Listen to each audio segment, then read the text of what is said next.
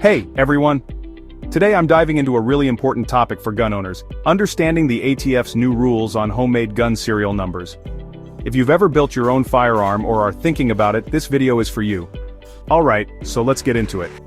A personally made firearm, or PMF, is a gun you've built yourself for personal use. And yes, under the Gun Control Act of 1968, that's totally legal as long as you're not making it to sell or distribute. However, recent regulations have introduced some new changes you need to know about. The ATF's Final Rule. 2021 R05F, also known as the Definition of Frame or Receiver Rule, took effect on August 24, 2022. This rule revised certain federal regulations to redefine what counts as a firearm receiver and how PMFs must be marked. So here's the key part: serialization. If you take your PMF to a federal firearms licensee or FFL for repairs, modification, or if you plan to sell it, it must be serialized before any transfer happens. The FFL that receives your PMF is responsible for marking it with a unique serial number that follows ATF guidelines. Now you might be thinking, what if I already serialized my PMF? Great question. If you've already put a serial number on it, that serial number must meet ATF specifications to be valid.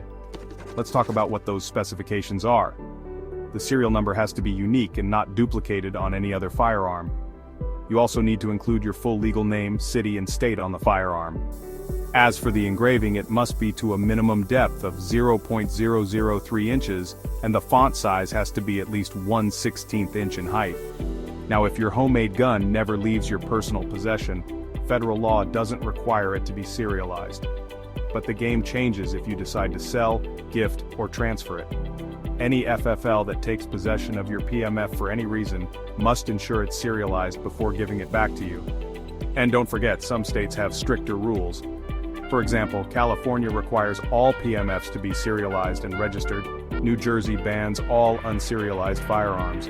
And both Connecticut and New York mandate serialization and reporting to state authorities. Failing to follow these laws can lead to serious legal trouble. Under federal law, possessing a firearm with an obliterated or altered serial number can get you up to 5 years in prison. And if you try to transfer or sell an unserialized PMF where serialization is required, you could face felony firearm trafficking charges. So folks, stay informed and compliant.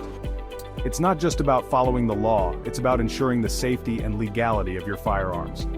Thanks for watching, and stay safe out there. Don't forget to like, subscribe, and hit that notification bell for more updates on firearm laws and regulations. See you next time.